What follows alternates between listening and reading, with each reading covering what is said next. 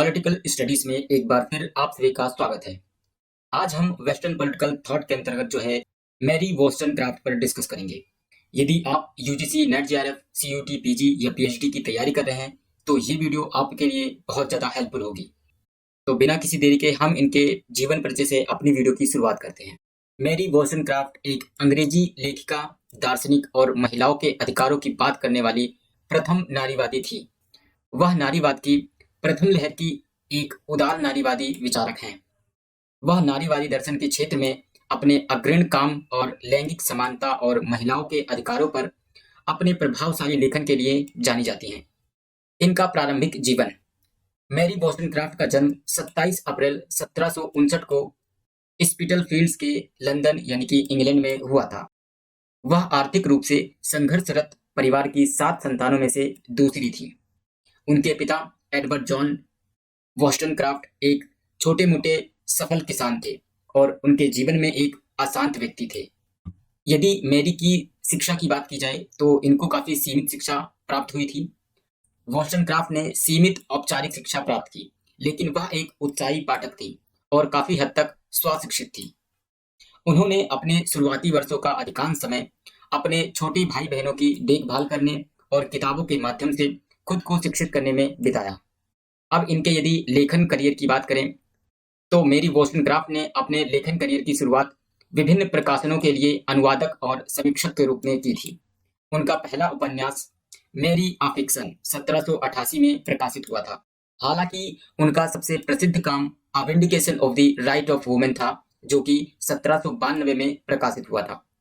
इस अभूतपूर्व काम में उन्होंने महिलाओं की शिक्षा और समान अधिकारों के लिए तर्क दिया। उन्होंने इसके प्रचलित सामाजिक मानदंडों को चुनौती दी तथा महिलाओं की बौद्धिक और सामाजिक विकास की वकालत की। मैरी के जीवन में काफी व्यक्तिगत संघर्ष था। वॉllstonecraft को अपने पूरे जीवन में कई व्यक्तिगत चुनौतियों का सामना करना पड़ा, जिसमें वित्तीय अस्थिरता, असफल रिश्ते और उनके अपरंपरागत विचारों और जीवन शैली के लिए सामाजिक आलोचना शामिल है। 18वीं शताब्दी में महिलाओं पर लगाई गई सीमाओं के बारे में उनके अपने अनुभव ने उनकी नारीवादी मान्यताओं को मजबूती से प्रभावित किया। इसके बाद इनका जो विवाह है वो विलियम गॉडविन से होता है। 1797 में मैरी वॉllstonecraft ने दार्शनिक और लेखक विलियम गॉडविन से शादी की और उसके कुछ ही समय बाद वह उनकी बेटी मैरी गॉडविन, जो बाद में प्रसिद्ध लेखिका मैरी शेली बनी, इसको इन्होंने जन्म दिया।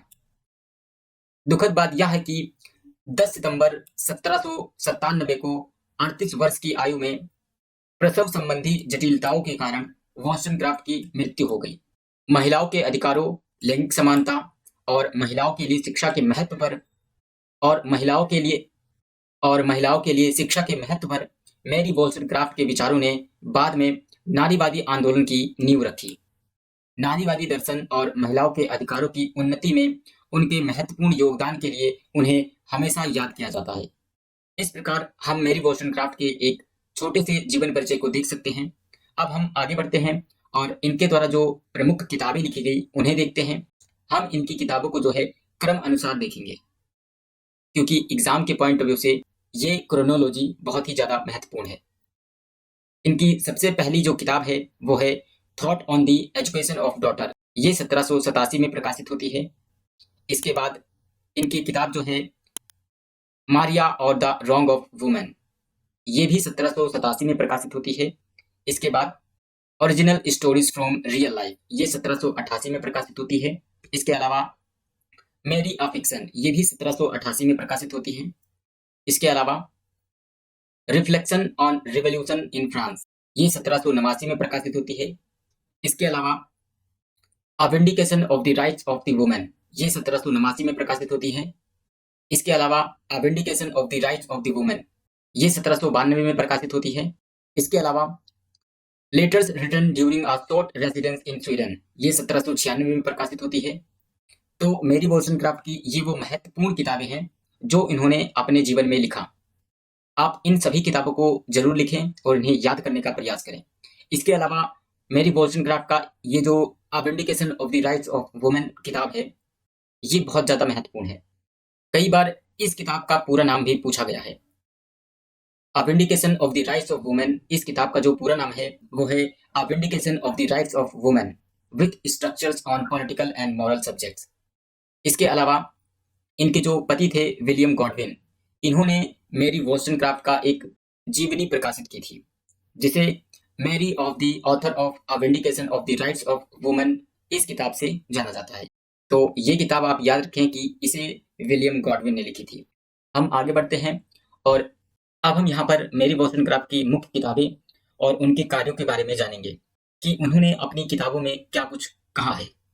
इसमें सबसे पहली जो उनकी महत्वपूर्ण किताब है a vindication of the rights of women, ये 1792 में प्रकाशित होती है।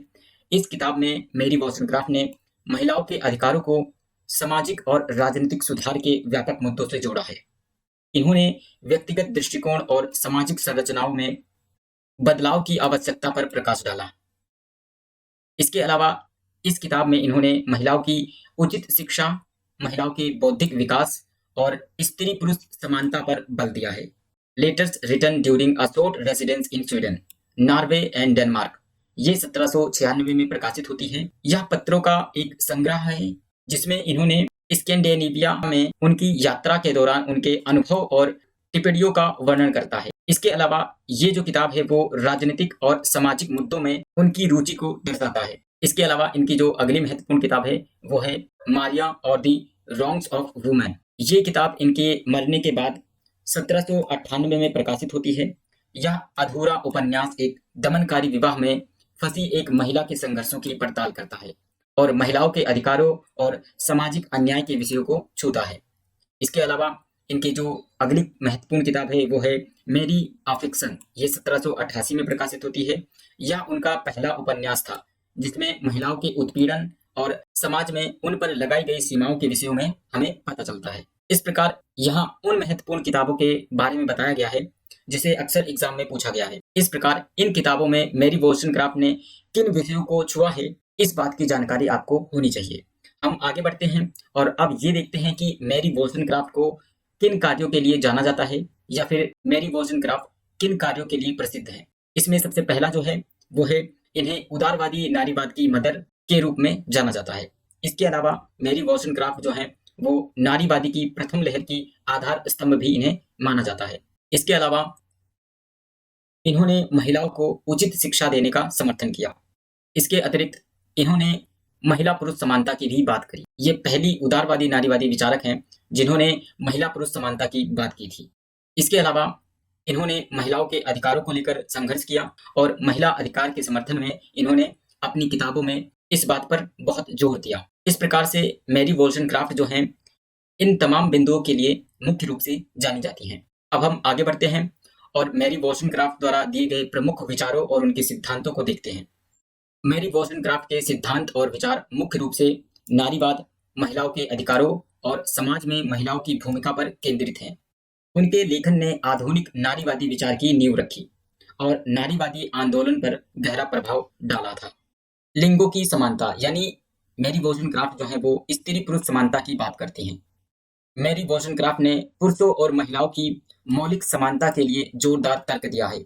उनका मानना था कि दोनों लिंगों में तर्क करने की समान क्षमता होती है और शिक्षा, काम और कानूनी अधिकारों सहित जीवन के सभी पहलुओं में उनके साथ समान व्यवहार किया जाना चाहिए। इस प्रकार मेरी वॉllstonecraft जो है वो स्त्री पुरुष समानता की बात करती हैं। इसके अलावा इन्होंने शिक्षा पर बहुत ज्यादा बल दिया है।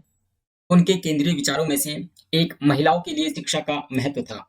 वॉllstonecraft का मानना था कि महिलाओं को पुरुषों के समान शैक्षिक अवसर प्राप्त होने चाहिए, क्योंकि यही वो माध्यम है जिसके द्वारा महिलाएं जो हैं समाज में पूरी तरह से भाग ले सकती हैं और महिलाओं को सशक्त करने में ये महत्वपूर्ण भूमिका निभा सकती है।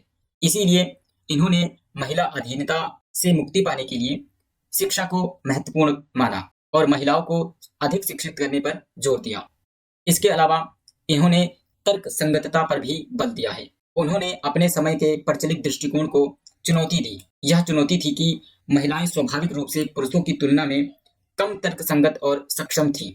वॉllstonecraft ने तर्क दिया कि महिलाओं की कथित अतार्किकता उनकी सीमित शिक्षा और सामाजिक बाधाओं के परिणाम थी। यदि इसको तोड़ा गया तो वो भी पुरुषों के समान हो सकती हैं और उनकी जो तर्क संगतता है वो पुरुषों के समान ही रहेगी।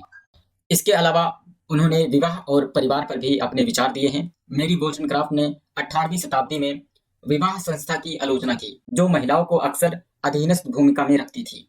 उन्होंने वित्तीय और सामाजिक सुविधाओं के बजाय आपसी सम्मान और साझा मूल्यों के आधार पर विवाह की वकालत की।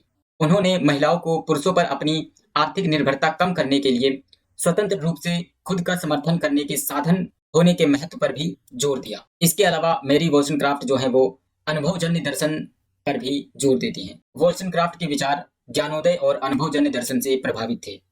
वह पारंपरिक मान्यताओं और सामाजिक मानदंडों को चुनौती देने के लिए तर्क देती हैं। तर्क और अनुभवजन्य अवलोकन की शक्ति में विश्वास करती थी।